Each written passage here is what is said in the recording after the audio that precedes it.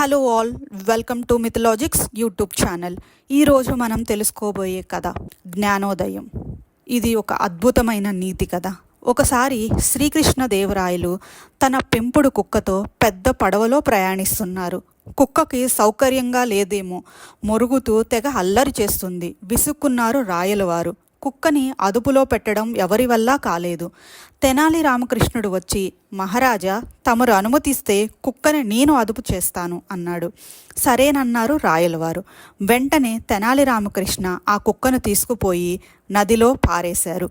కుక్క ప్రాణభయంతో ఈత కొడుతుంది. కాసేపయ్యాక కుక్కని మళ్ళీ పడవలోకి తెప్పించాడు తెనాలి రామకృష్ణ. అంతే, కుక్క ఒక మూలకు పోయి మొరగకుండా, అల్లరి చేయకుండా ముడుచుకొని పడుకుంది. ఆశ్చర్యపోయిన రాయలవారు, ఏం చేశావు రామకృష్ణ అని అడిగారు. రామకృష్ణ నవ్వేసి, మహారాజా, లోకంలో అందరూ తనున్న స్థితికి తృప్తి పడకుండా ఇంకా ఏదో కావాలని ఆశపడతారు.